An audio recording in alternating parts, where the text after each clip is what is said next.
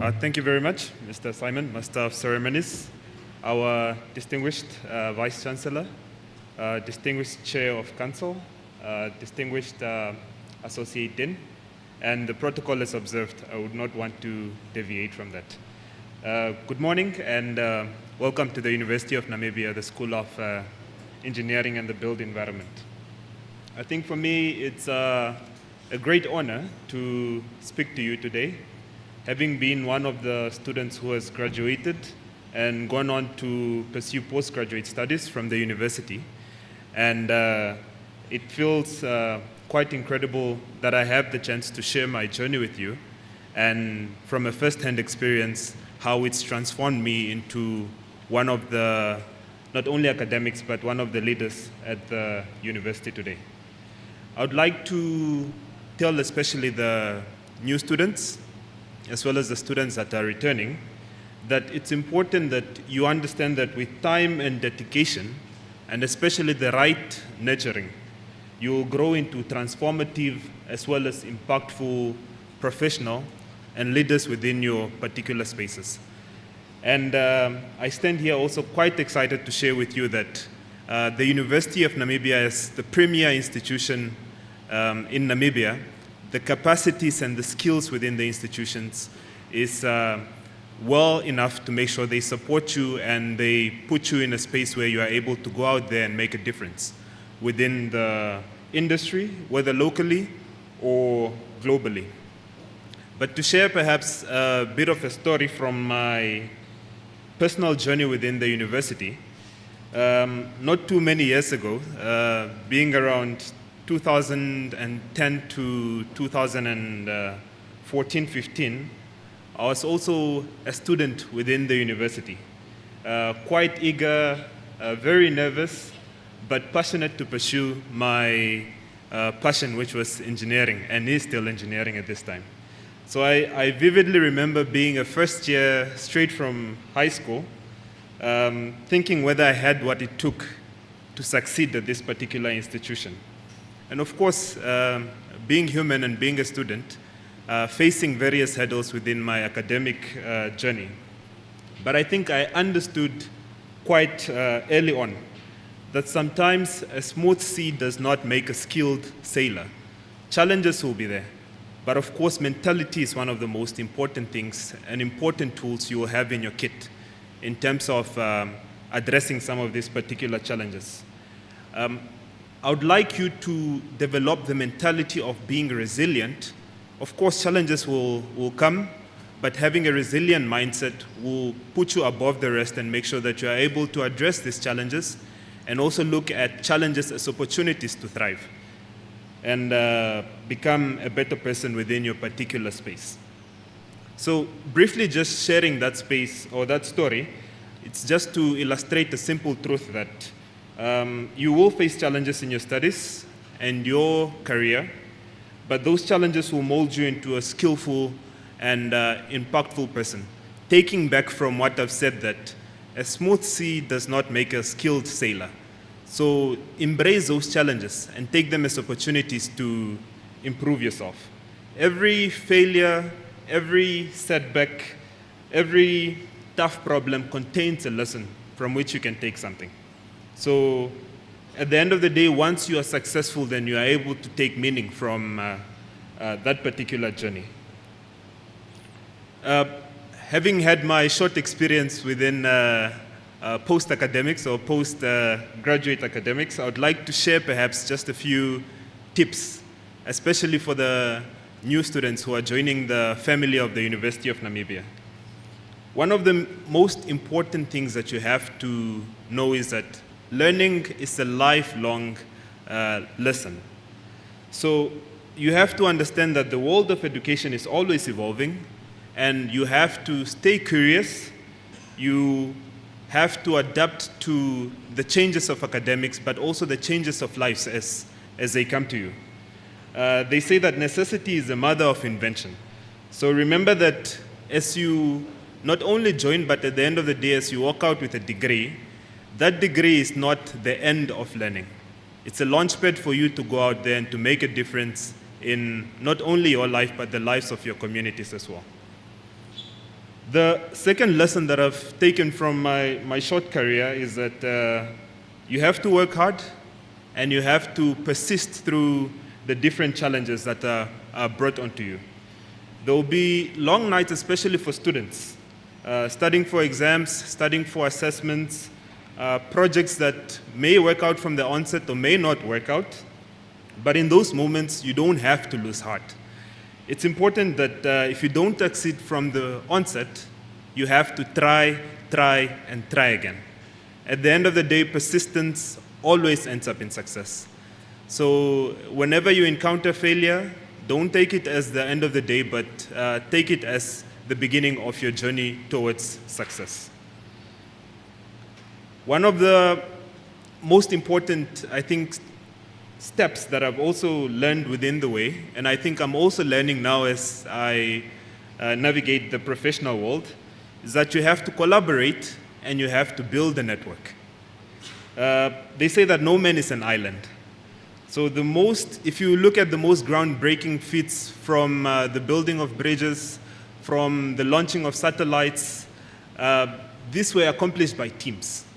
And it's important to go out there, collaborate, build a network, and make sure that within your network, you are able to obviously build much better and succeed much better in terms of making an impact, in making a difference towards your communities. Another thing is that it's important to stay ethical and keep your purpose in mind as always. Of course, there will be a lot of pushing and pulling from different sides, but always have an idea of what is the ultimate goal. And within that pursuit of your ultimate goal, it's important to make sure that you're ethical, whether in practice, whether in conduct, as this is a huge or an enormous responsibility that society has put upon you. Education is a key to success, and the community has put that prerogative within your hands to make sure that when you come back into the community, you are able to make a difference and you are able to leave the community much better than you left it. And last but not least, it's important to be bold and to be innovative. They say that the future belongs to the bold. So don't be afraid to venture into new ideas, into unfamiliar topics. If you have an idea of a project, you have an idea of research, pursue it. University is a fertile ground for you to pursue some of these ideas. So make sure that you're bold, make sure that you're innovative in your approach to addressing your academic challenges, but also addressing your life challenges. The university is well equipped to provide you with support. The resources are there, but the ball is in your hands to make sure that you come off as bold and innovative, and the university will help to put you in a much better place where you are able to address and shape your future. So my call to action for each of you, not just the students, but also the staff, is to get involved and invest in your professional development from day one. The university is not a passive experience. And the more you put into it, the more you are actually able to get out of it. For the students, don't wait until your final year to think about your career, to think about your growth. As you enter the university doors, this is the right time for you to actually start consulting and start to think what career trajectories you are able to pursue. We at the university are able to support you, and we are quite excited to have so many bright and so many excited faces who want to make a difference in society and to make a difference in the global village, as they put it. So in short, I would like to encourage you to be proactive and take ownership of your growth. And with those few words, I would like to welcome you to the family that is the University of Namibia. And I would like to see within the next few years, for those students who are just joining us and those who are returning, the success stories that you're going to come up with. Thank you very much.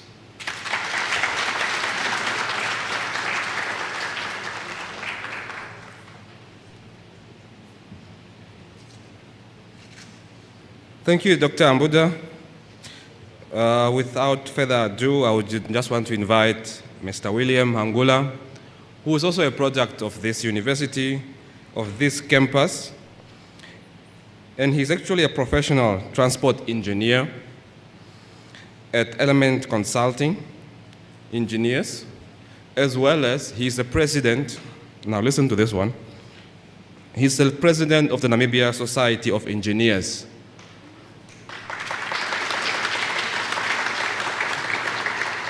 I'm placing emphasis on this because perhaps you are a first year or a senior student or a final year student. This is the person you'd want to speak to immediately after this event so that you can secure your what? Your future with him immediately. Mr. Hangula, can you please come and give us your remarks?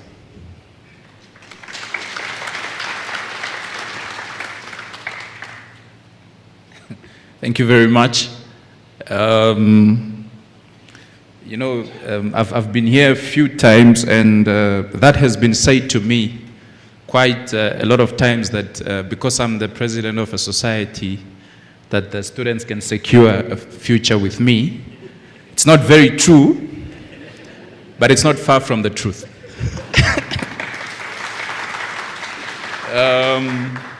And I see what the Associate Dean did here, inviting me versus Robert. Robert being an academics, which is one of the very prominent routes you can take, and me being a practicing engineer in overalls. So, as Dr. Robert said, you can already choose from, seeing me versus Robert. And I would like to invite you and encourage you that it's much, much greener on this side.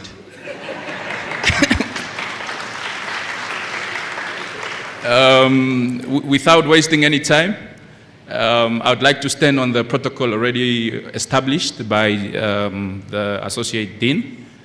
And a special welcome to our Vice-Chancellor. My name, as mentioned, is William Tulimeameno Hangula. I am a professional civil engineer. I am also the Northern Branch Manager for a company called Element Consulting Engineers.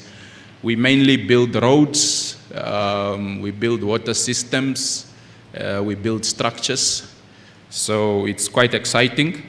And I think given the platform as well, I must say, I have to mention that I also lecture at this very university on a part-time basis. Yeah, you can clap for me for that.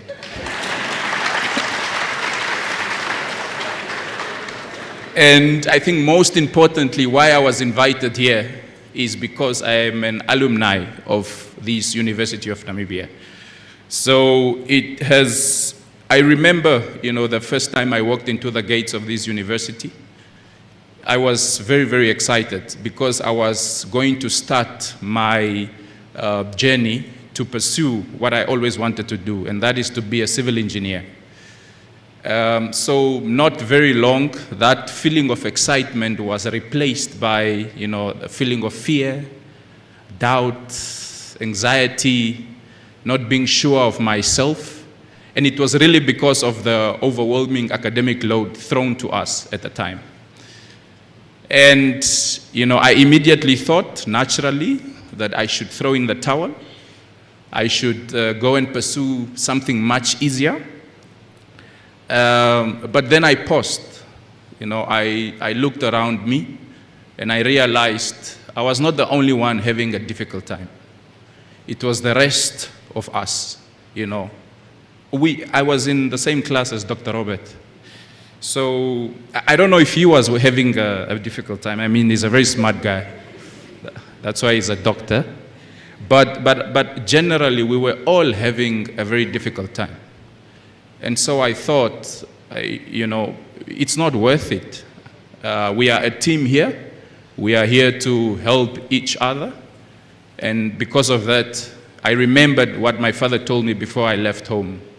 that challenges and when you face challenges on a journey, it's just because you are on a journey of greatness. And I wanted to be great. I wanted to be a great engineer. So I persevered. And well, here I am. I think it paid off. Ladies and gentlemen, I was not invited here because I aced my modules. I was not invited here because, I was a top performer. I was invited here because I think the dean and the staff members here saw an element of perseverance, and hard work in me. And I hope they still see that. So, ladies and gentlemen, especially to the students, whether you are a first year, whether you are a returning student, I just want to encourage you, as cliche and annoying this may sound, it's actually hard work and perseverance that will guarantee you a successful academic journey. And you will face challenges, as Dr. Robert just mentioned. You will have doubtful moments, and perhaps you will even want to give up and quit. But just remember, that diamonds are formed under very, very severe pressure. Remember that a smooth sea never made a skilled sailor. Remember that challenges are just a reminder that you are on your way to greatness. But remember whatever you want to remember. But just don't forget that you should never, ever, ever give up on your dreams. And your dreams, while you are here at this very university, is to achieve your academic goals. So I would like to thank the University of Namibia to inviting me again. I would like to just wish the students especially a very, very good luck for the academic year 2025. And I hope to see you in class. Perhaps some of you are my students. So thank you very much.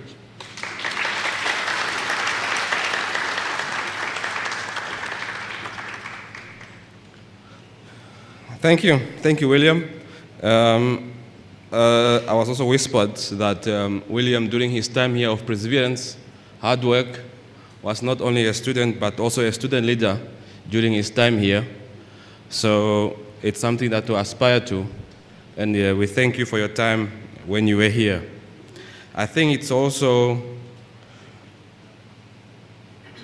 when I had a chat earlier and I asked him if they still get lost in these corridors of these three wings that we have here at the engineering buildings, the Indian wing, the Namibia wing, as well as the German wing, I want to challenge us and out there the nation that we should actually go and continue with the other 5 wings, so that the next time William comes back to this campus, at least we can make sure that he gets lost in those new buildings.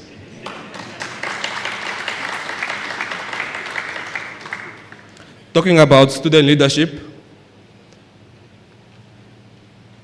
I would like to invite to the podium a gentleman that is just fresh from the print. He was not less than 24 hours ago elected as the Student Leadership Council President for 2025. As you might be aware that each campus has what you call a vice president. This gentleman, since yesterday, late afternoon, was elected as the overall SRC president for the Unam 12 campuses. And as such, he was now invited to give us his remarks at this moment. And I would like to ask Mr. Felix Siyunda, the SRC president 2025, to come and give us his remarks. Mr. Siyunda.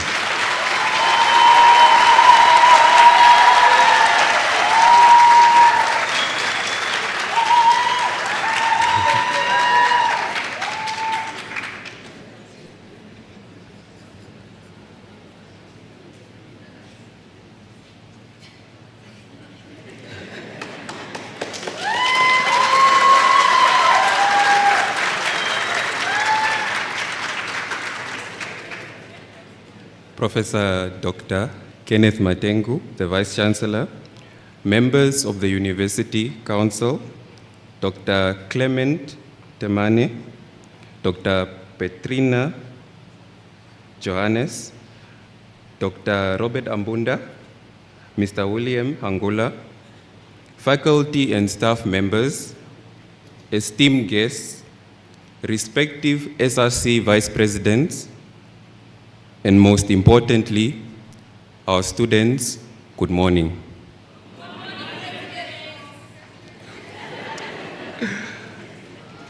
It is an honor to stand before you as the SRC, I'm still used to the vice president, sorry.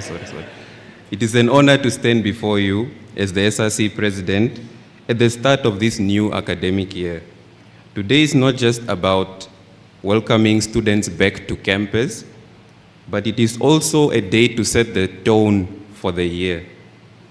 To our new students, welcome. You are stepping into a space that will challenge you, shape you, and push you to grow. You are not just here to attend classes, you are here to build your future.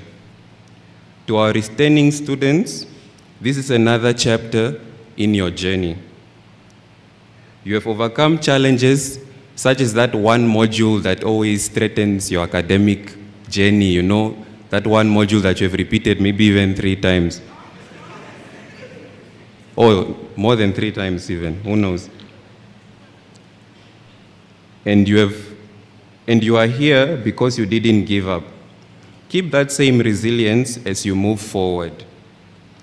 There's something that my principal would always say during assembly, my principal from Oshivanda Secondary School in Grootfontein, as an encouragement to us as learners. And that is, we are here for a purpose, and that is for us to make our parents proud. So therefore, keep that at the back of your mind as the year starts.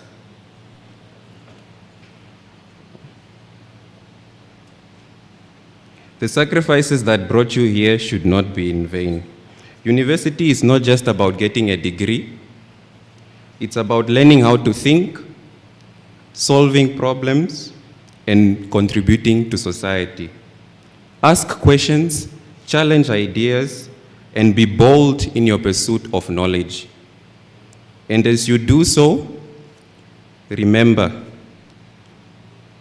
plan as if you have no God to help you, but also rely upon God as if you have never planned anything. I'll repeat that. Plan as if you have no God to help you, but also rely upon God as if you have never planned anything.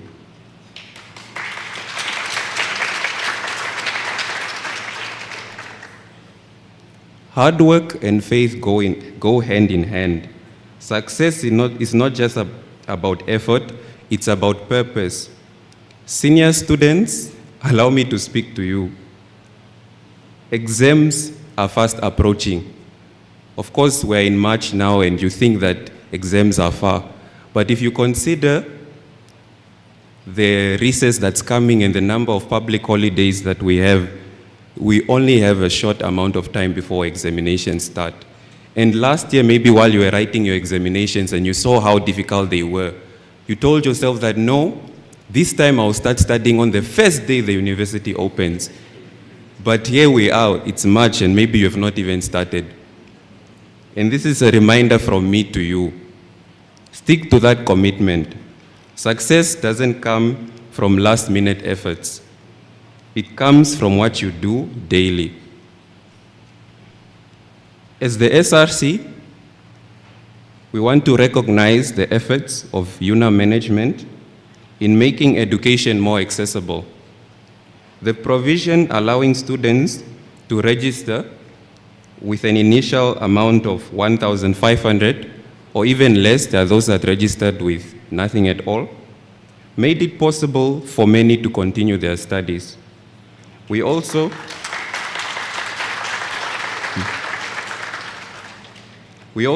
appreciate the countless times, the countless extensions of registration and the application period, ensuring that no one is left behind. In addition, allow me to then also commend the Office of the Registrar that is going to implement measures this year that will prevent the recurring issues of missing marks and missing examination transcripts. Hopefully this year, as it is being implemented, we'll get to see whether or not it works. But examination officers, lecturers, I will not finish the statement.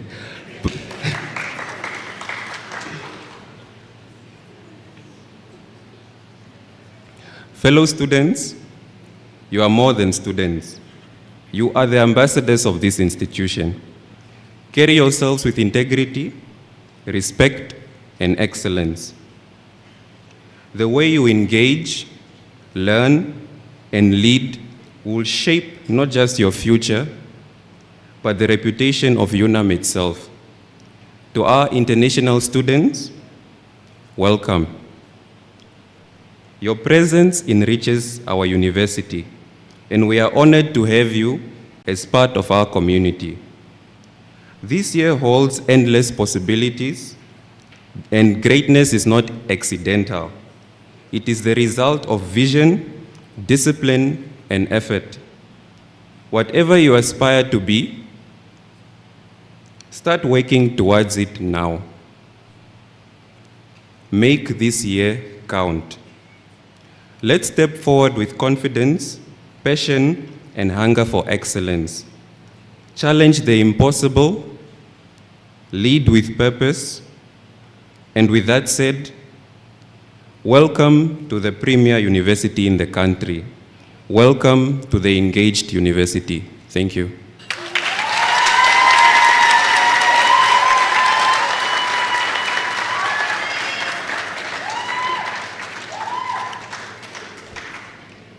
Thank you very much, Mr. President. Can I ask the Unam Northern Choir to get ready, please? While they are getting ready,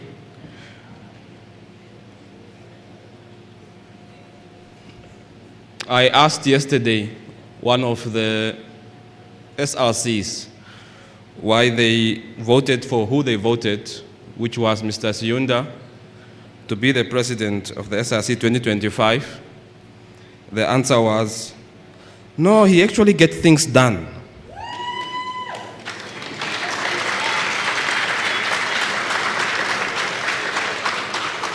So I wish you a very good tenure and a productive tenure, and may you get things done for your constituencies.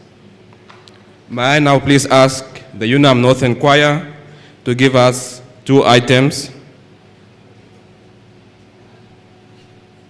Unam Northern Choir.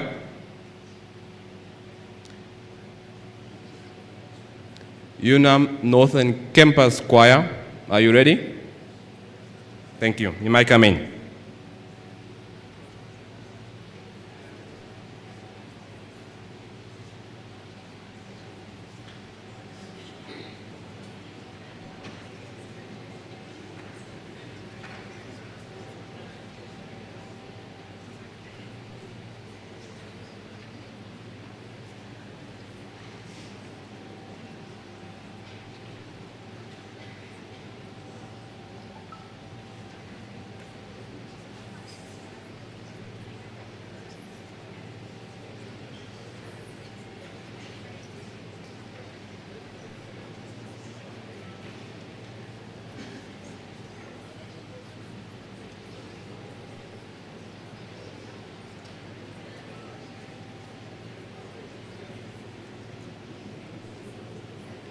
Can I get an indication if the Unam Northern Campus Choir is ready?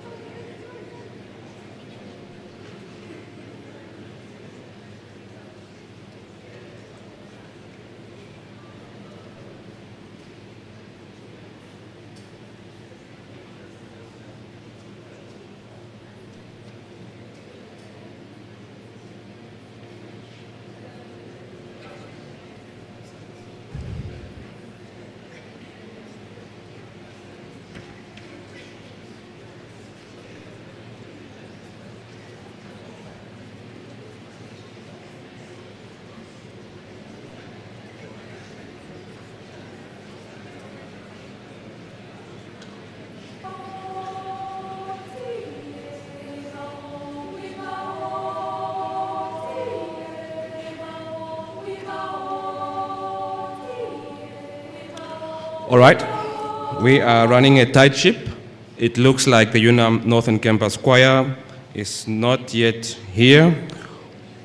We will give them an opportunity when they are here. All right, they are just lucky. This ship nearly sailed. They can now board. Unam Choir Northern Campus.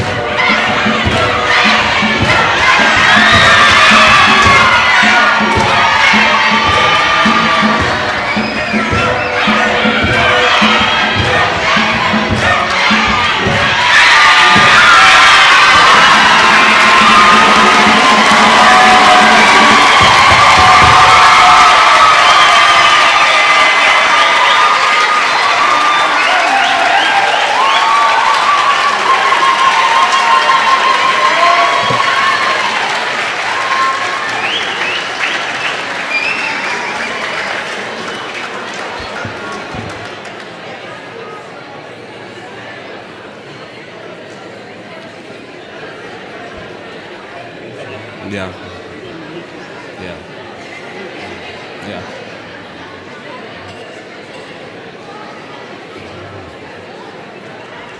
Wow. Wow. Wow. I don't know about you, but I think I was too close to them, so I'm still having the chills. So it looks like it does not matter where you are at Unam. The moment you have something called choir, and then you put Unam choir, it just goes elevated. Thank you so much, Unam Northern Campus Choir, for that emphatic performance.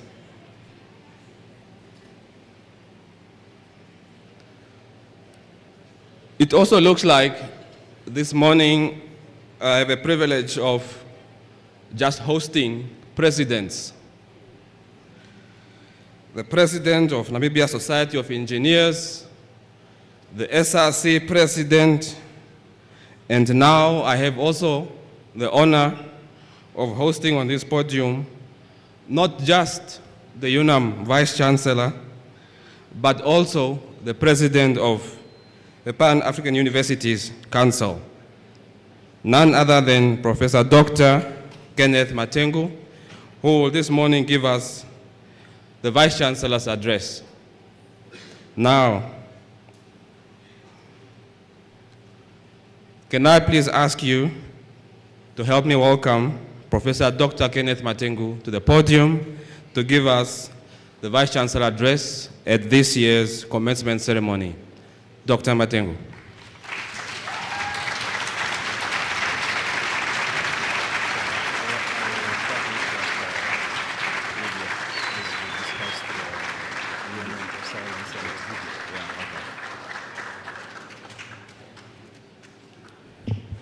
Good morning.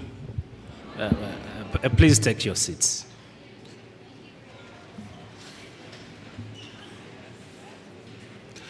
I can only agree with Simon that the talent in Unam is immense. And wherever you go, the voice remains the same, although the students come and go. I think we should give them another round of applause for such talent. Before I do what I should do, I have one request. That we rise to observe a moment of silence for the losses that this university had in terms of face of our founding chancellor and alumni, but also the University of Namibia Council member, Mr. Jacob Hamtenya, as well as Mr. Charles Siawia. So please, let's rise and observe a moment of silence.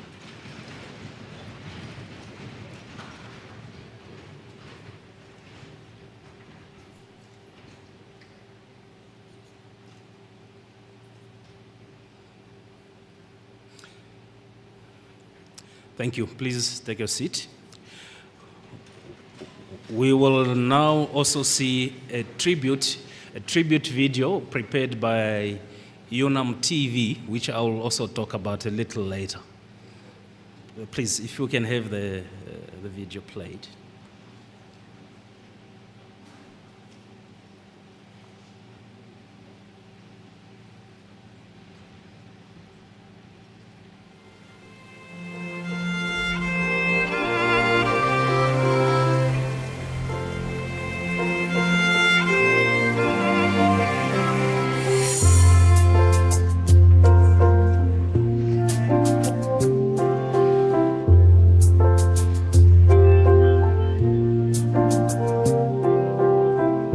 Unam would not have existed without his vision and his leadership, and he was very involved in Unam. So we mourn with the family as a university, but we also celebrate what he has done, the leadership that he provided.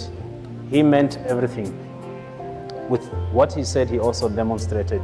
When he spoke about food security, he went with us in the field to plant rice. When he spoke about transport networks, he rallied all of us to go with him to the railway, work there. When he spoke with mines, about mines and energy, he enrolled himself to be a student of geology.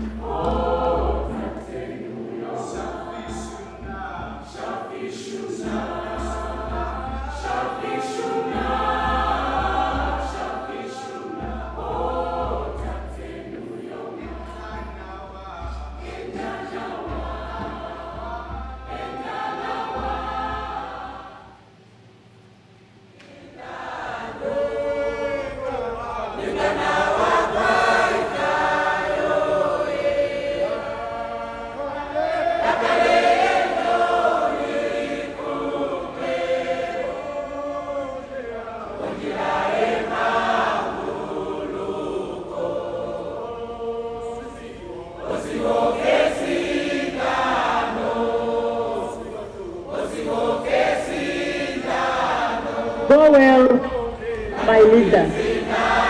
Go well, our hero. Go well, our commander. May the soul of our revolutionary leader rest in eternal peace until we meet again.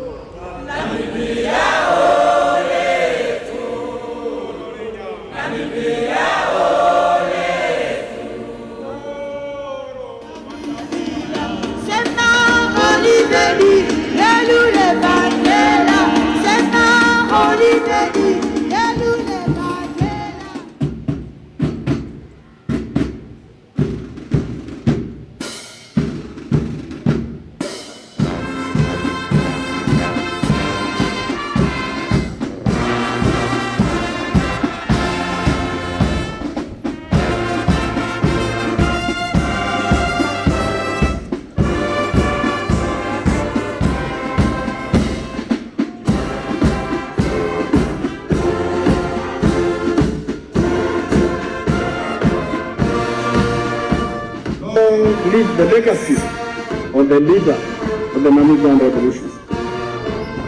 Long live the memories of the icon of our liberation struggle. Long live the spirit of the father of the Namibian nation.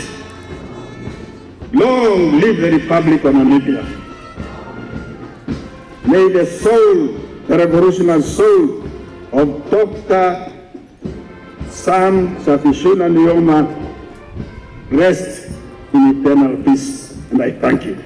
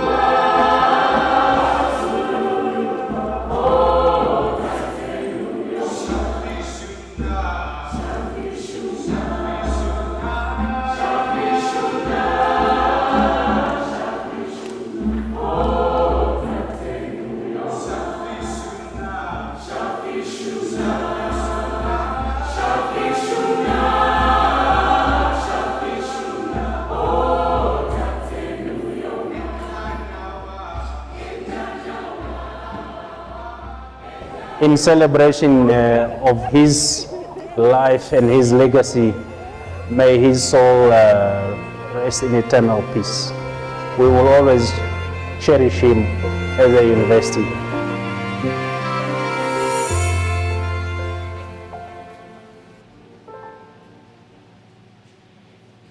Thank you very much for that documentation. As a university, we will always cherish and honor our fallen students, staff, and alumni. I would now like to move to what I should do. First, let me say I'm very, very honored to be here and observe all the protocols. I'm not always good at that, but I observe it, and I would like to take this moment to say I'm truly humbled today to be here to speak to you for the academic year 2025 commencement ceremony.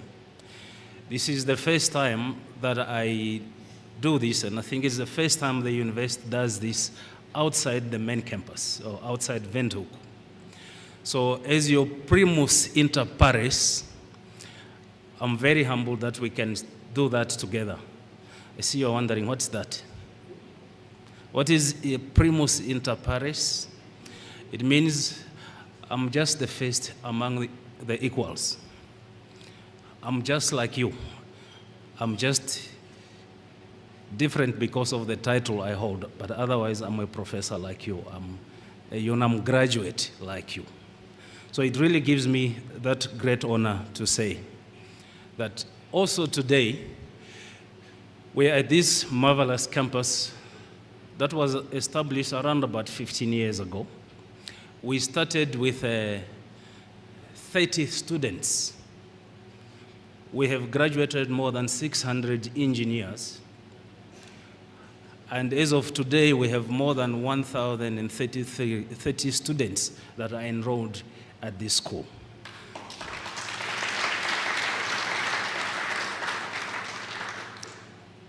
So it is also a legacy that we must say continues at all other campuses. Next year, we will have another campus that we will do this commencement. My talk today is about driving impactful transformation together. This is a theme for the year that I've chosen after consulting some of the colleagues, that the year 2025 will be a year in which we are driving impactful transformation together. And it is so because we are also starting for this year, for the next 5 years, we have a new strategic plan, a new integrated business strategic plan. What is the strategic intent of this plan? It is to ignite Unam's financial sustainability by consolidating areas of strength and competence. There are very clear areas in which, as a university, we are very strong, and areas where we have competence. When we say we have competence, it means we have the expertise and as well as the qualification and the experience to demonstrate that. For the next 5 years, that's what we will be doing. But I'm taking some time now to just run through you what this strategy is and why the theme for this year is what it is. We will, of course, do very detailed discussions around this strategic plan per campus in the coming weeks. What are the things that we considered in doing this integrated strategic business plan? It's a process that started around about this time last year, where we had brainstorming sessions. We conducted a survey where students, staff, alumni, and different stakeholders gave us feedback on what are the things that they desire should be in this strategy the university must achieve in the next 5 years. But those 5 trends, global trends, is what we considered in developing our strategy. New technologies, as some of you have already said, very important aspect in the investments that the university will be making. And it means taking into account that technologies are not just tools, but they are enablers of processes, of systems, of delivery. And we would be investing a lot more, as I will say later on, as far as new technologies are concerned. But we must also keep in mind that technologies are changing and changing very fast. And there are things that we may not have control over if we were not careful. But embracing technology is what will drive us forward. Sustainable development goals, these you know, we have to work hard on them, where there's a mechanism through which we report on how we are doing as far as the implementation and support to government on the achievement of development goals. Then there is increased competition. When the university was established in '92, one could say we were the only one. It's no longer the case. There are more than 15 players in this sector in the country. There are close to 600 on the, actually 800 on the African continent. On the SADC region. On the continent, there are more than 2,500 universities. And we have got to face this competition, also taking into account that the African Free Trade Continental Agreement makes education a tradable good that you can set up anywhere on the continent and save. So the competition is not just local. It's also regional, continental, and global. And we've got to see how we situate ourselves in this competition in terms of our market share, in terms of our niche areas, in terms of what makes us unique as a university, in terms of our offerings. Also, there are different demands in higher education governance. In the past, there were no demands on compliance, on reporting, and these kind of things. But they are now a reality. And we've got to adjust our system to be able to be versatile and agile and to ensure we have great governance systems in place. We have stronger accountability and that we respond to the investments that the state and others may be making. But also that there's a growing demand for higher education globally. Some estimates that by 2040, there will be more than 600 million students globally who are in higher education space. And by 2050, 2060, that number will go up to 800 million. But on the other hand, you see that the population curves are changing, especially for the Western populations where they have much decreased numbers of young people. But it is in those economies where the number of people going to university is expected to go even higher. And sadly, on the African continent, that number is not expected to increase that much. Why? Because of quality issues and investments in education. Investment in education in Africa still remains very low. And if we are going to drive towards impactful transformation as a university, we've got to do something about that to increase intake. And that's why, as the SRC president correctly indicated, we exercise the wisdom of flexibility to make sure that everybody is given a chance. And I think that we should applaud the university for enabling that. But I must also say, not everybody has taken this chance, unfortunately, and we really desire that when chances like this are given, people must take them up and utilize them fully. Having said that, I'm also very pleased that we have the first year, I'm told, is more than 7,000. I think this is the first time we passed that mark of first year students. So I'm very happy.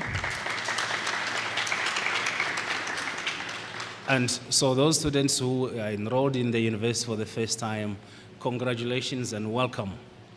You have come to an institution that requires you to work hard and to work smarter and to commit to character formation. We are not there just to give you a qualification. We want your character also to change, that when you are out of this university, you are a competent individual that can exercise the ethics responsibility. We have a little bit of a danger as a society where we are too much rights-based. It's my right, it's my right, it's my right. I think we should think differently about that. It's my obligation, it's my responsibility to do something about development, to change the meaning of the circumstances that we find ourselves. I hope that your time here in this university would be that of I demand, but I am going to be responsible, I'll take action, I have the obligation to do something about this country. Are we ready to do that? This is the same message to senior students, to staff, and to all of us. Now, the strategic, integrated strategic plan has 4 thematic areas. These strategic responses, first, it's about people. It's about our culture and the technology for operational excellence. In this, we desire to have the best people. In terms of recruitment of students, in terms of recruitment of staff, the researchers, the lecturers, we desire to have the best people. But we also desire people whose well-being is looked after, whose wellness is looked after. And so those have specific initiatives that we would be implementing. But as I also said, compliance, because of governance requirements, is something that we are going to be very serious about. We have actually started to be very serious about compliance, and we will make sure that we comply 100% to whatever requirements that are there. Efficient operations, and this is something also the SRC hinted. We know there have been a lot of hiccups in terms of processes around exams, around results, and we are not going to be tolerant about that. Things must be put in place and work efficiently. As a university, we have a lot of assets. We will work to make sure that those assets are sweated and they give back in terms of investments to the institution. The second thematic area is higher education for social transformation. We need to make sure that our curriculums are relevant, and that means continuous upgrading and versatility and agility in responding to what the market needs. We can't wait for 5 years to change a curriculum. We adjust as the realities change. We'll give opportunities for entrepreneurial initiatives for students and staff to pursue their innovations and participate in this economy. Actually, I was very happy yesterday, the day before yesterday. I met someone who is a former graduate here. He came to me. Of course, I don't know everybody, but he comes to me and said, VC, how are you? I'm so. I said, are you a graduate of Unam? Yes. I graduated from JEDS. What do you do? Where are you employed? He says, I'm in business. I own a construction company. So it is not always true that Unam produces unemployed people. The difference is when you are in university, you must understand that you have to study for a specific reason. There's something you must solve. Use your education to solve a particular problem, not to attain a label or a qualification. If you do that, you will make sure that I can guarantee you that when you graduate, you will be creating jobs for others and thriving in your life. Digital campuses, this is also something that we will make sure all our campuses in the next 5 years are digital, and they have the resources that are required. The services would be provided. We are transitioning from paper-based processes and systems more to digital services. And very importantly, positive student experience. This is an issue, and for this reason, we will be building and establishing student wellness centers across the campuses. This is very important. And it requires all of us to make sure that the student experience is rich and that it's not just about academics, but also soft skills, being ready for life, being able to conduct themselves with etiquette wherever they may be. Research and innovation for impact. I will show you later that we are moving very well in terms of our publication records.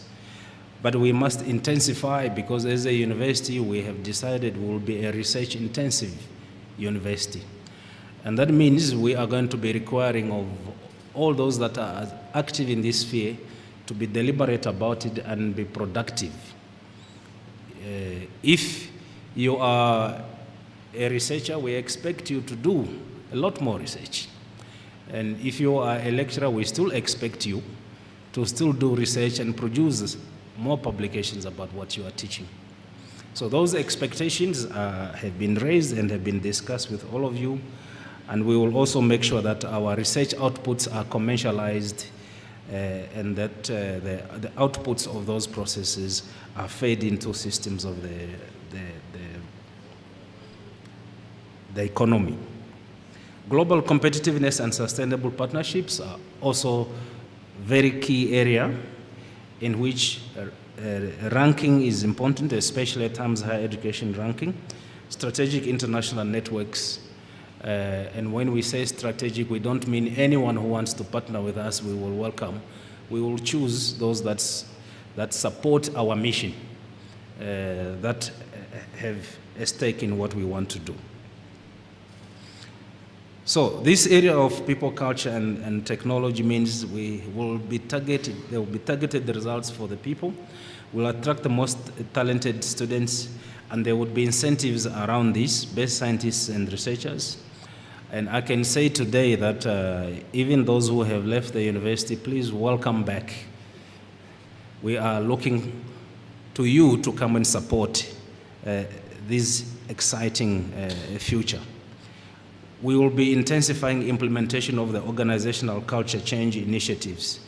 Some of you would know that we undertook an organizational culture assessment. We know what kind of culture we have as an organization. We also know that there are conflicts between our own individual cultures and the institution's culture. And so there are initiatives that have been established to work around those. As I said, student support centers would be established and fully operational at all campuses. We know this is not so good at this stage. Under this, we will also be providing opportunities.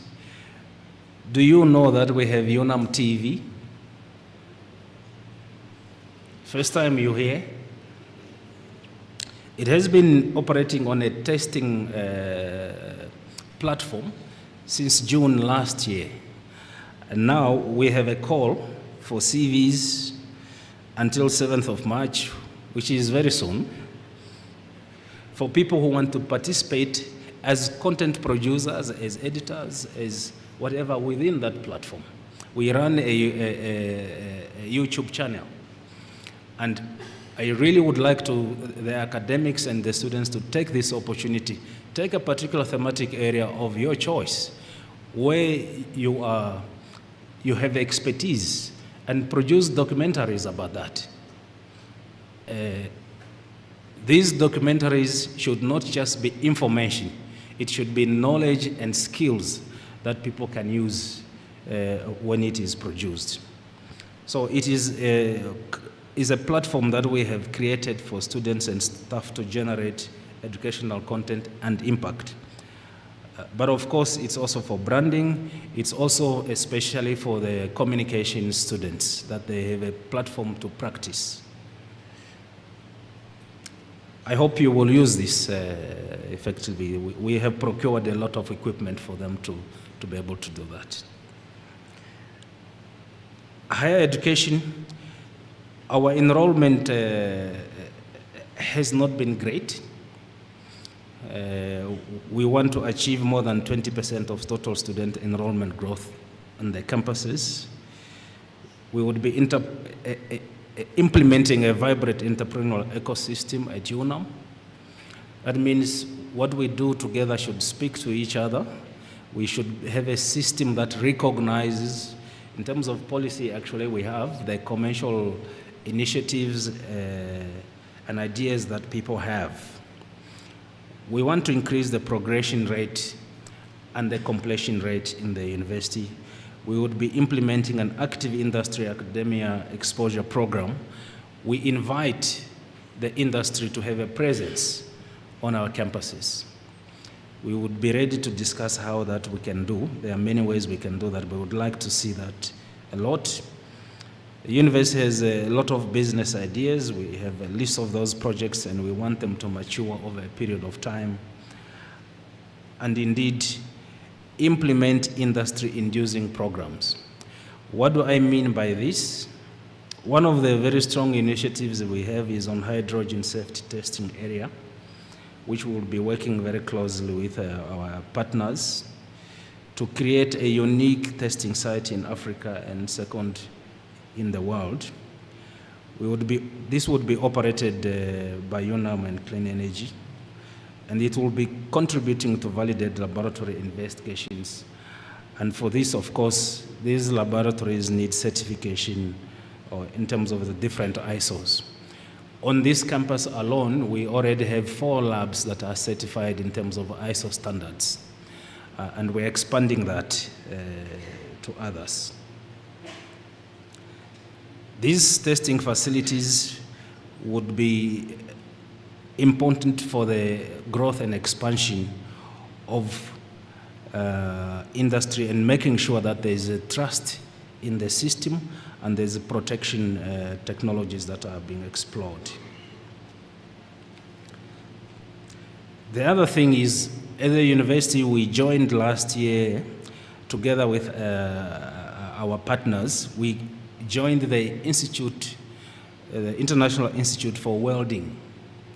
And that International Institute for Welding is responsible for standards in production and manufacturing. And as a university, we have that now. As a country, we have that status. And it means all the processes of welding and the levels of welding, from a welder to a welding practitioner, welding technologist, welding professional, and welding engineer, would be able to offer that service here. We received the membership certificate for 2025, and we are establishing this program. It's just going through accreditation now at a master's level in manufacturing with a specialization in welding, including underwater welding. This is so important for the green sector, but also for oil and gas. And the good thing is, when you get this qualification, when you finish, you would be automatically also internationally accredited as a welding engineer. And we hope that we are going to all embrace these new developments. We have shifts in global agricultural workers. This is just an example of the fact that globally, in most developing countries, the people who work in agricultural sector has shrunk. It has shrunk as a result of artificial intelligence, mechanization, different technologies, automation. But you can see that for most of Africa, we still have a lot of agricultural workers. And what it means is that we have a lot of people with low-paying jobs. And when we have a lot of people in low-paying jobs, we cannot make a transition to an upper middle to middle-class society. And when we don't make that transition, it means we are stuck in poverty. But it also means with these new developments, technologies will come here. And if we are not preparing for this sector, people will lose jobs. So our response to this is our BSc in Agricultural Engineering program, which is being run jointly from this campus and Ogongo. It's a very strong response, and it is going to make sure that the people who work in agricultural sector are not considered unskilled laborers, but these people will be able to operate drones and other machineries that are automated. In terms of research and innovation for impact, we will be establishing 10 centers of excellency accessible by global stakeholders. We aim to increase our publications per annum to 1,500. We can do this because we have more than 1,600 academics. So even if each one of you just publish one paper, we can do it. And we expect, of course, that you do more. Ensure the commercialization of at least 42 products. Some of these are already in place. We will establish 15 innovation artificial intelligence hubs. Those discussions are ongoing in the different campuses, and we want students to also be active in these.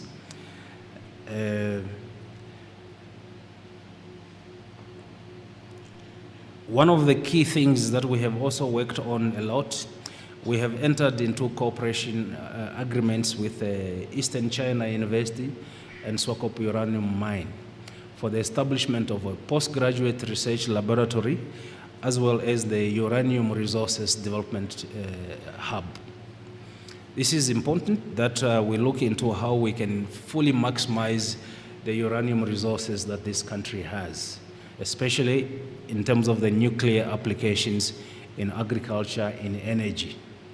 There are countries that have fully maximized the endowment on uranium that they have. One of them is Algeria.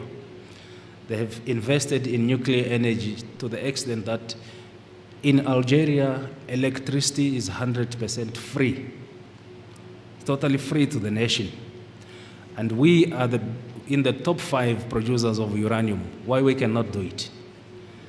As a university, we must take an active lead in that in terms of creating a nuclear research facility. That we are pursuing. Global competitiveness and sustainable partnerships. Again here, we want to increase the number of international students to at least 10% of enrollment of the student population and increase student exchange abroad per annum. We want our students to have great exposure of what is happening out there. We have seen the little that go out when they are coming back, they are very different. And so we want to do that. We have worked to improve our ranking to be in the top 10 in Times Higher Education rankings in Africa. And we have new strategic international collaboration and partnerships that we have targeted. And for your information, also that our global human resources development impact looks like that. This is not an exaggeration, but it is a fact of where our alumni go. We have produced a lot of people globally that are functioning in the different countries, and I think we should thank ourselves for that.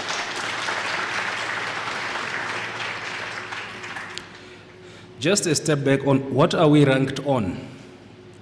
This is so important for all of us to know that when the rankings come out, there are specific things that we are checked over as a university. 30% of this ranking is on teaching and learning, the learning environment. So what we do to ensure our learning processes and that whole environment is smooth, is credible, is ethical, and it's challenging for students is important. They also take into account the reputation of our teachings.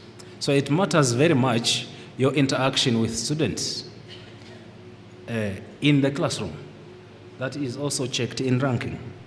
The student to staff to student ratio, the doctoral to bachelor's degree, we must make a transition as a university from too many bachelor degree programs to more and more postgraduate programs, masters and PhDs, and we are relooking at the structures around that to make sure that that transition is made. And of course, the doctorates awarded to academic staff. This is why we have staff development programs to make sure that our academics are upskilled and get qualifications. The level of income that the university has is also measured during the rankings. And so when all of us write at least one grant, it matters. And there are initiatives to make sure that people are skilled enough to compete for grants. Research is also measured in terms of the volume, the income that is generated from our research, and the reputation of our research. We don't have the time, so I can show you how many of our research papers are cited by IMF, World Bank, UN agencies. There are many, but we do track those. And it matters that the knowledge that we produce here is not just for local consumption, but it is also used to affect policy or influence policy elsewhere. With this database, I actually know every individual in the university who is cited everywhere. There's a system, you can have access to it as well. I can check in this particular department who is publishing and what is happening to that publication. The system is Skyval, So when I'm coming to you for us to have a conversation, I'll be showing you that data. This is how your department looks like compared to your department, another department in the University of Pretoria or Eduardo Mondlane or Montana. You can compare yourself and make a decision. But this information is there, your reputation, the income you generate, and the research productivity, as well as citation, the international outlook. We want to have more international students, but we must also create facilities and services that enables them to have a productive and good experience when they are here. And on this campus, you have some, but you need to do more. Have more international students. Industry income, this is why we have moved towards the certification of our laboratories, so that whatever we do in our laboratories is according to standard and it can stand the test of time. And we can generate income from that. So where are we as a university as of December 2024? We are ranked number 13 in the top 100 universities in Africa.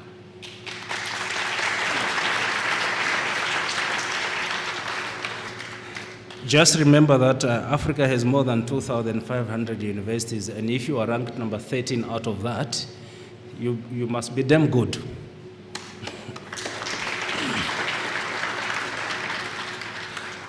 Globally, we are in the top 1,500 universities.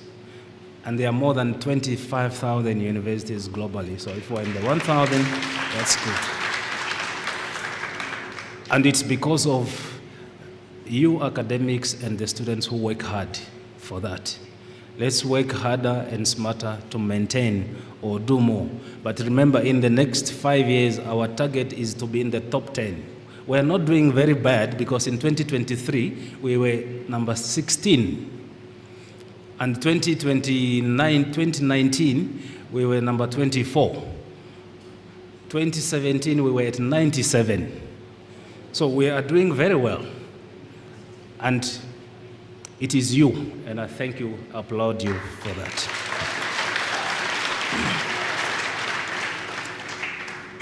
But there are things that matter,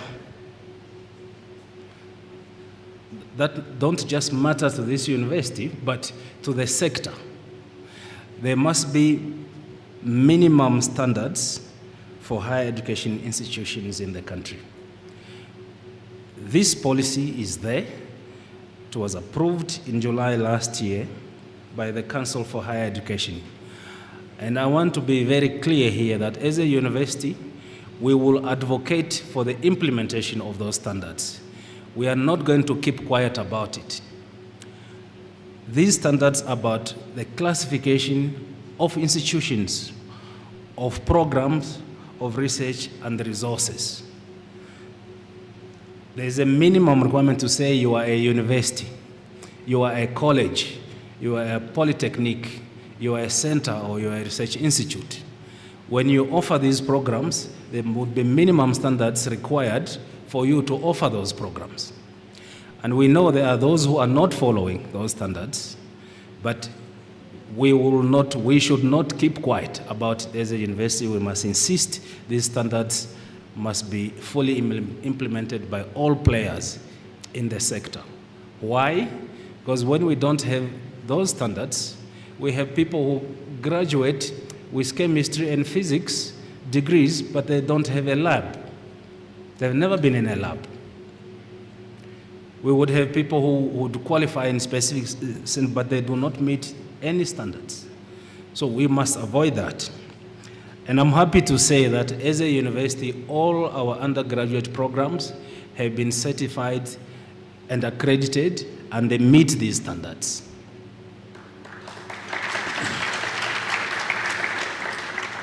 We are now working very hard on our postgraduate programs also to go through the same process, so they are accredited and they meet those standards. We have game changer projects. There are about 7 of them. I will not talk in detail about what those are, But those game changer projects, we will workshop with you when we come to the campuses to discuss what we can do together to make sure we need these game changer projects. Some of them would be on our own, others will be through PPP. And we like to have the industry players also working with us on those. We have key initiatives aimed at maximizing our asset base. The university has a lot of assets. Those assets are in billions worth of value, and we need to make sure that that value is maximized. We will also be deploying our research competencies and national competitive advantages. There are research programs that only us run as a university. And we have to attract the international players for those programs. And our competitive advantage is that we are across the country. We have unique setups, and some of the programs we run are actually unique on the continent. For example, our wildlife veterinary medicine program is only the second on the whole continent. And I had very good news yesterday, which I'm not going to announce here, but it shows the international impact of what we do. And I'm very pleased about this. But in addition to the services provided today, as some of you know, we have a veterinary academic hospital. We are soon going to be opening a dental treatment facility at Hagegengob. Almost everything is ready. So you, with your medical aid, you can go there and get your dental treatment. Yeah.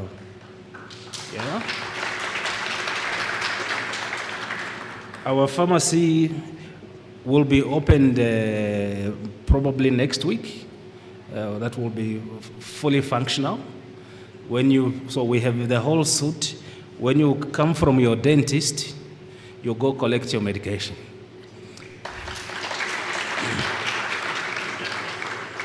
That dental facility also can make, how do you call those, dentures? If you are in a trauma case, you lose your tooth, they will make it there. They won't take samples and send for South Africa to do. It's done there. It's already being done.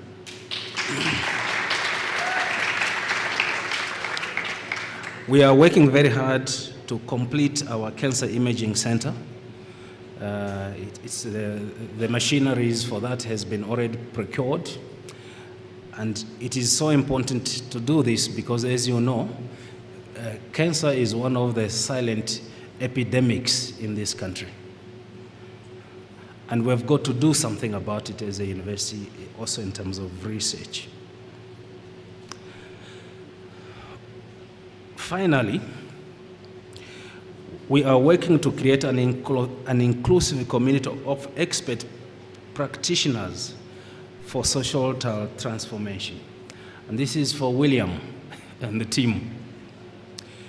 We want your expertise to be present in the institution because there's a difference between theory and practice. And as practitioners, we want to infuse a lot more of that in our training. And for that, we have created a policy of appointment as adjuncts. You can keep the title of whatever level you have, whether you're a lecturer or professor, you are in practice, a professor of practice, a lecturer of practice, a senior lecturer of practice. This community, we want it to interact and to engage with students, with staff, and industry leaders. We would like to see this created at every campus, because every campus has a niche, it has specific industry that it interacts with. So let's create those opportunities to showcase expertise in fields of priority. Also introduce inter- and intra-faculty practitioner sessions. This is also crucial because when we are talking about health challenges, those health challenges could be solved by engineering initiatives. Or when we are talking of human-wildlife conflicts, those could be resolved by other faculty being involved. And so we want to see that inter and intra-faculty practitioner sessions on campuses. And it's up to you in the campuses how you organize them, how frequent they are. But take that up. We also want to attract reputable students, industry managers, staff, and to enhance the market share of the university. Most importantly, I have said here it is for PhD seminar competition, but you can actually scale it down to masters. Just in 3 minutes, tell me what your PhD is about. In 3 minutes, what is the issue? What's the methodology? What did you find? What's the impact? In 3 minutes. In some other bodies where I chair, we do this, and it can be done here. And it is so important because it forces all of us, especially the PhD students, to say it in layman's terms, that what you are doing can be understood even by a 5-year-old. Not citing these scientific words that nobody understands, that even yourself may be doubt. So that is the community that we want to create, that we want to see in place. Final words about the strategic business plan. This is ours. It's for all of us, whether we are students or staff or stakeholders or shareholders. We need to, through it, we need to promote more stronger accountability. We have to recognize the changing role of government in the way the university responds to the national agenda. We are a premier institution, and we are expected to have an active role in responding to the challenges that the country faces. We have to also promote excellent student experience. We must steer the university strategy based on performance. Some of us resist performance management, but it's not changing. We have to embrace it. All of us must account for the time we spend. What are your objectives in a week? What do you plan to achieve in a week, in a month? You must have this management by objectives, that you have something to tick. If you have this in place, by the end of the year, it's very easy for you to do your report, your annual report, because you know, this week, this was my objective, did I achieve it or not, and you review. Strengthen the strategic impact of the institution. As I say, the university has equivalence in government. Works and transport is this campus. Education, we have 5 campuses that respond to that. Fisheries, we have Sam Nujoma campus. Veterinary, we have agriculture. So all these, our intent and our interaction must be impactful. It is not for the sake of doing just it. In the food sector, we have a research project that is ongoing on seeds with the Namibia Agronomic Board to make sure that this country is self-reliant on seeds. At the moment, we are 100% reliant on imports of seeds. But if we can create our seed sector, we cannot be bullied on food. We have to increase private investments through contract research. Those who can do clinical trials and others, we support that very much. And cooperation with local players and international partners to contribute to global development goals. This is also clear. The strategy is developed. We remain accountable, but it's a team effort. And the word team only means together, each achieves more. So we cannot work against each other. We cannot be in a team and a team member plays against that same team. But in order to achieve this strategy, we should steer the mission together. All of us are leaders. Even if you are a student, you are a leader. Take responsibility, steer the mission, lead the strategic performance of the institution. But remember, wherever you function, there's something called the law of the lead. The law of the lead works like this. If you put a plant and you put a lead to it, that plant will grow until where the lead is. After that, it starts to grow backwards. But if you raise the lead, it grows even higher and higher and higher. And it's the same of what we do. What do we do to grow the potential of our students? to expand it, to challenge them.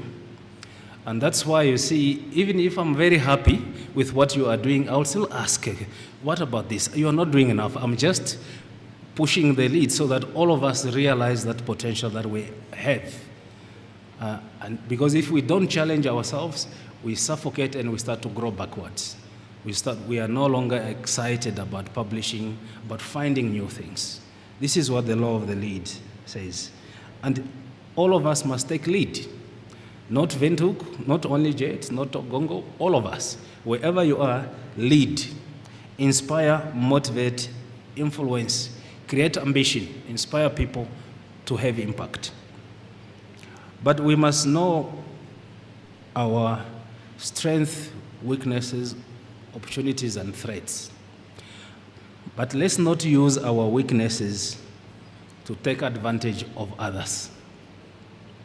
We should use the weaknesses, or we use the strengths to complement each other.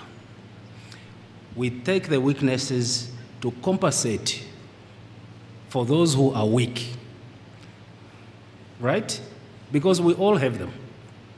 There will always be some area of weakness we should not take advantage of, but we compensate for those weak. We step in to close that weak gap. We must maximize on the opportunities and confront the threats together. If we do that and we commit to personal growth, I think some other people also spoke about this. I think all the last 4 speakers spoke about the commitment to personal growth. Identify every year something that you must do to develop and improve yourself. Read. Leaders are leaders, they say. Right? My final 2 slides. There's a general principle we must keep for the next 5 years. What we know, we will share. Everything we know, we must share it. We should share it. What we don't know, we will ask. This is what this driving impactful transformation requires from all of us. But there's a position we must take, which was said by former President Jomo Kenyatta. Our task, and I quote, our task is to make ourselves the architects of the future we desire.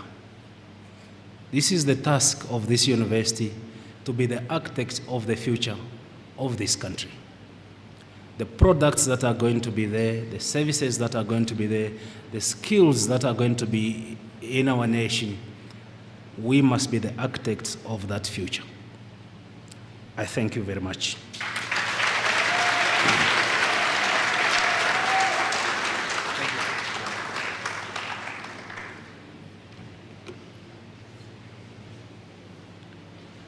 Thank you so much, Unam Vice-Chancellor.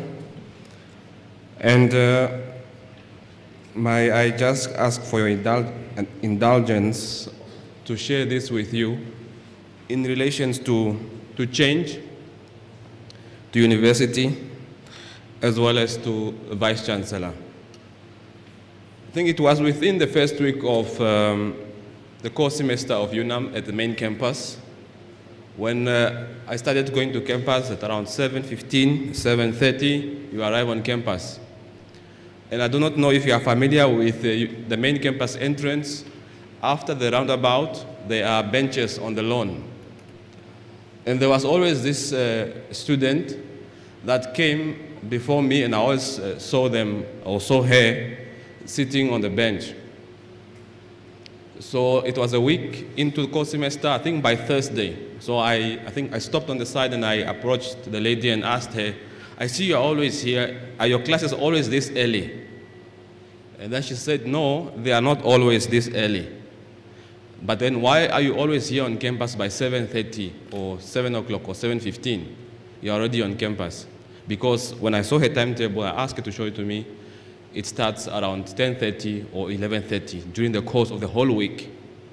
So this particular first-year student was committed to coming to school or to campus ground around that time already in the day. So I asked where this culture is coming from. Is it her own work ethics or is it her drive?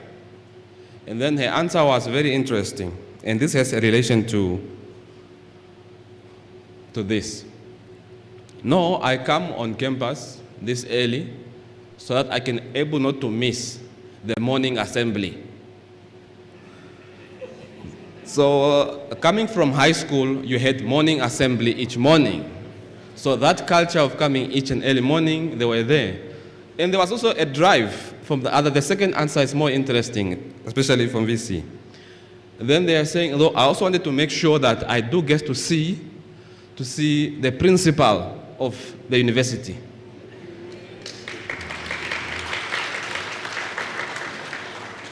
So, dear first year students out there in the room, watching online, and that particular first year student at main campus, the person who was speaking here is your principal of the University of Namibia. And interestingly, you get to see him majority twice in your academic life. Today, at your opening ceremony, in the same attire you saw him wearing today, and his hat, as well as when, on the day of your graduation. He will be the same, wearing the same attire. My message to you is to say, in between there, let us not lose you, and let us make sure we see you on that particular day. And not only will he be speaking to you, potentially he will also be then capping you. So, dear first year again, make sure that between today and that particular day, when you are wearing that hood that looks like this, you make it and you're able to shake the hand of your principal.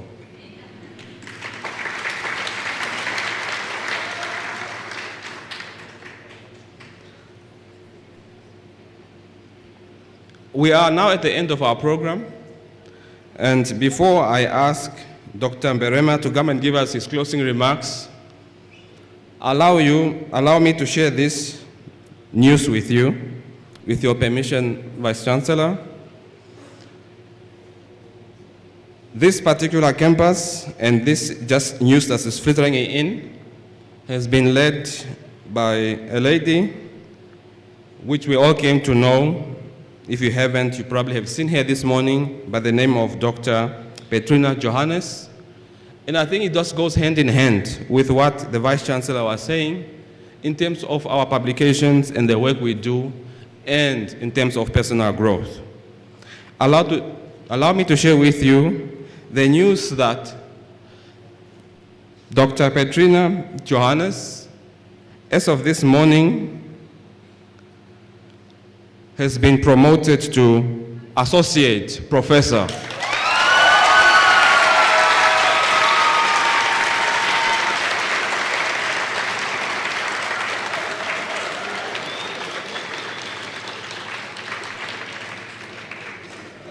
So, Dr. Berema, I'm sharing this news with you, and everybody in the room, you're hearing it for the first time today.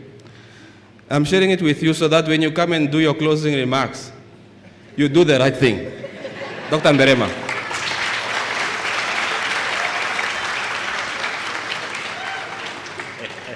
Thank you very much. Luckily, there's a pen here so that I can change my speech very quickly. And there is a reason why I did not use AI, because I don't think AI has known that already. The speech wouldn't have changed. Thank you. This morning, I'll share with you a joke. I was experiencing, or rather anticipating, a wardrobe malfunction. And then I shared with my colleagues, you know that I don't have an academic attire, so what am I going to say? Knowing what happened last Friday, and they were coming up with answers. Maybe you can say different things, but I said, be careful what you say, because you might just trigger World War III. You are gambling with World War III here. And then luckily said, oh, so in case of us trying to come up with many answers, just look for the academic attire from somewhere. So thank you very much, all of you who went out of the way, all the way from the registrar's office in Windhoek, couriered me an academic attire, and other colleagues here got me a hat and somebody got me a tie and a clip, so at least, at least I can say, at least I'm wearing a suit. So, and we are not in the Oval Office. Thank you very much. Director of Ceremonies, thank you for this opportunity. I would send by the protocol that has been established already, and I'm sure your memory is much, much long. You remember everybody from the Vice-Chancellor, all the PVCs that are not here, but they are somewhere in other campuses attending this online, you acknowledged. Other members of the university management, esteemed member of university councils, and executive deans and associate deans, as well as all of you staff members, students, and SRC members, and our distinguished guests. Ladies and gentlemen, good morning. Allow me then to take the pleasure to feel very honored to deliver these closing remarks at this year's occasion. Firstly, I would like to propose a vote of thanks to all our students, but more specifically, our 2025 freshmen, as they call them in America, simply first-year students here. Thank you for choosing Unam. Choosing to study at Unam, as you have heard from the Vice-Chancellor, is a highly ranked institute. You have made the best choice, and you know it. So Unam will make sure that it delivers beyond your expectations on our side. It takes two to tango, as you had informed here, and we also expect you to deliver beyond what we expect from you on your part. So welcome and thank you. Therefore, take your study seriously as you were told, emulate and embrace the habit of the successful. Two of them were here showing you what it takes to be successful. Make sure you become a proud alumnus, as it was stated by the two gentlemen that address us today.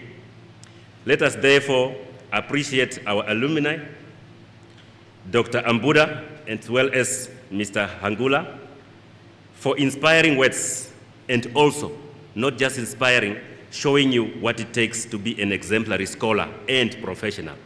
And let's give them a round of applause, please. Moreover, let us also offer a word of appreciation to all staff of the University of Namibia for taking time off from your very busy schedule. Remember that this event was postponed, and your schedule even got more busier afterwards. And we got here today, and you still took time off to come and listen to the various speeches and encouragement that was taking here. All of us, academia and those from our academic desks, we thank you for taking that time. We thank you for your commitment to expand knowledge and to hone the skills of our students and serving all our stakeholders in general. So let's give all the staff members of Unam another round of applause.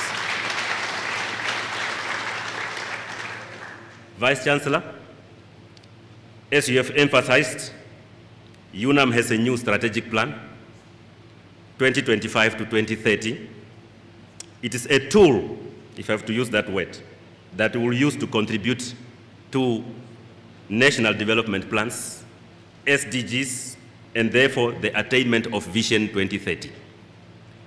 Prof. Matengu also highlighted on various achievements of the University of Namibia, including but not limited to scientific innovations and publications in accredited journals, leading up to being ranked as one of the best universities in Africa, as well as one of the best in the world. And if you remember very shortly, we are ranked number 13th, and we have come a long way from that to come to that, and we are not stopping here. We'll continue doing what we do best, lifting the lead so that we can continue transforming and transforming this university and, of course, transforming Namibia at large. We'll ensure we deliver on the strategy and thus to realize the vision of the country at large. We thank you, VC, for your transformative leadership and for lifting the lead in this regard. Professor Matengu.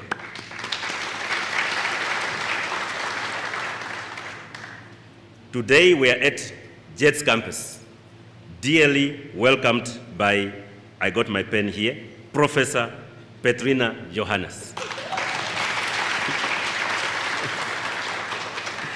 who is also our host this year. And we thank you and staff at JEDS Engineering Campus for the hospitality and for this beautiful and comfortable venue. You can see the investment that has been done by the university and the country at large and all its partnership and stakeholders.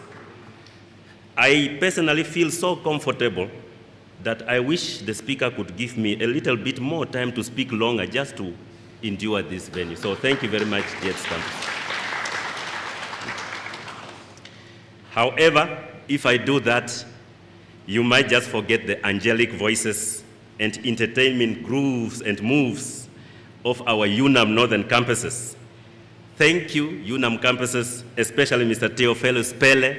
You come a long way in this Unam campus for bringing the 4 campuses together, from Ogongo to JEDS campus, Oshakati campus, Hifikepunyepa campus, that made up this melody.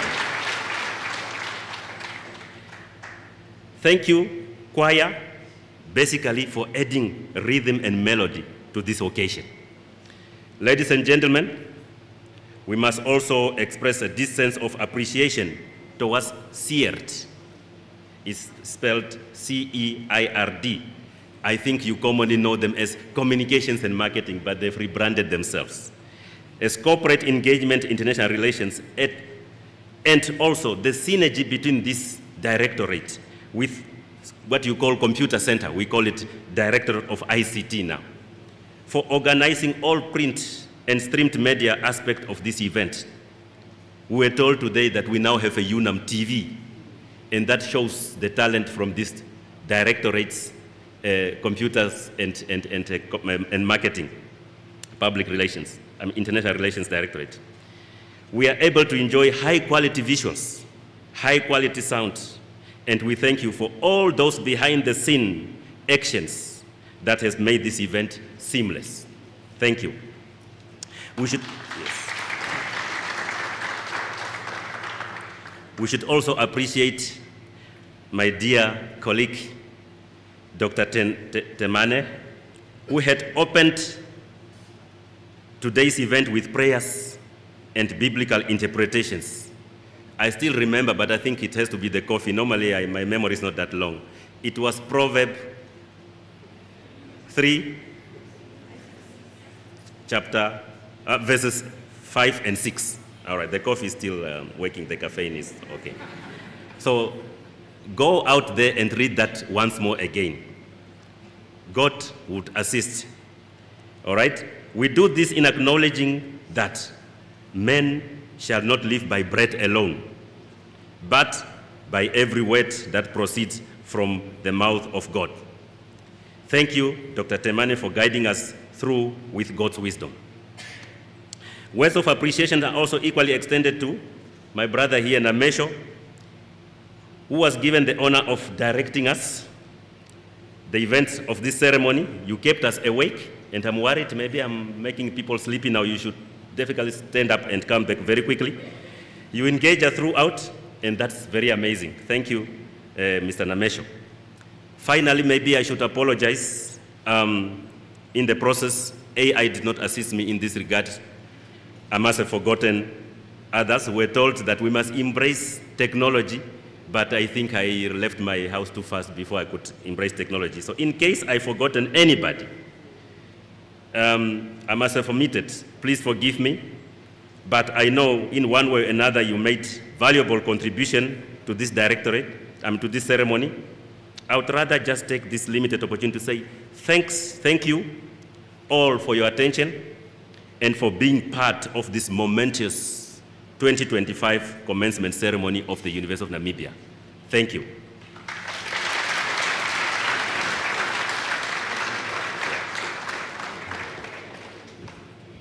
Thank you so much. Thank you, Dr. Mberema. And ladies and gentlemen, we have come to the end of our Commencement Ceremony 2025. Before I let you exit the hall and leave the online streaming, I ask, with your indulgence, so that the Vice-Chancellor can just have a view of the Masters and the PhD students in the room. If you might please stand, so that the Vice-Chancellor can just have a view or a picture of the students in the hall who are studying their Masters as well as their PhDs.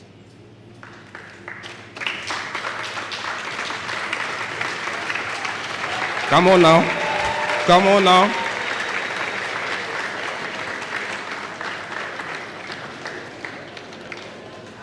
Thank you so much. You might be seated. Also, the title of doctor is now vacant. Dr. Petrina Johannes has left that. She is now a professor, so that title is vacant. So everybody that stood, please make sure that you get to obtain that title. May I also take this opportunity to thank all our first year students in this hall, in this campus, and all the Unam 12 campuses for having chosen the University of Namibia.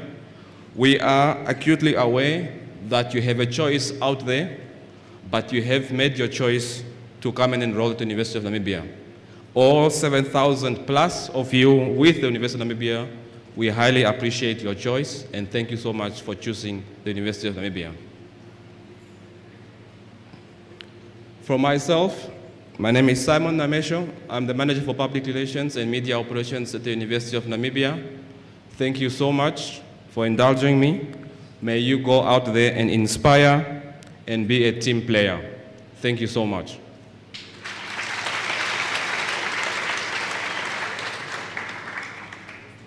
I will now shortly ask you to rise. Thereafter, you remain standing for the AU anthem as well as the national anthem, and please remain standing as the academic procession starts and exits the hall, and then thereafter, the rest of the audience can then leave the hall. Ladies and gentlemen, can you please rise for the national anthem as well as the AU anthem?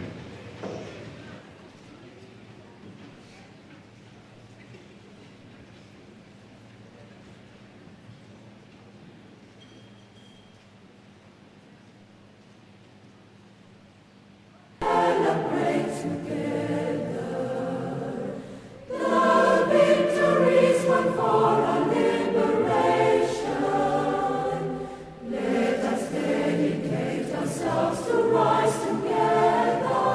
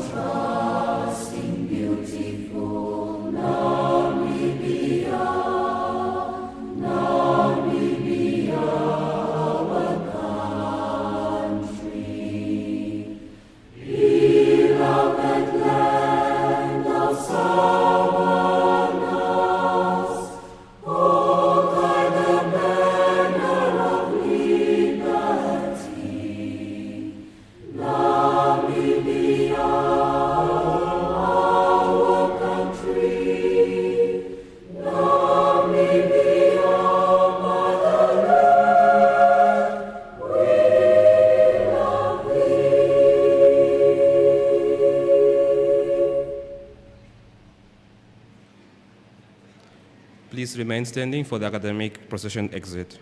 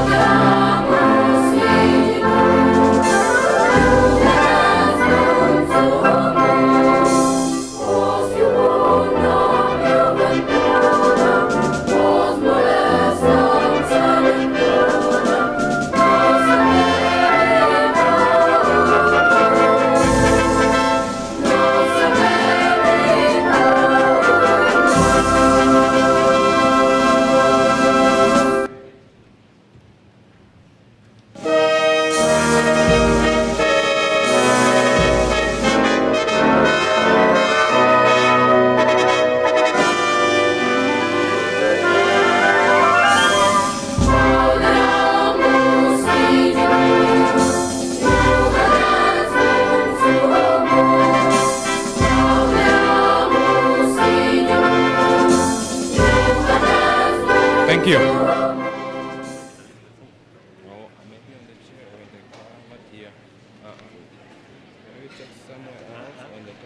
Oh, here. I was touching the speech. All right. Okay. Nice. Eh? No, thank you. When are you going back? Today? No. Yeah. Huh?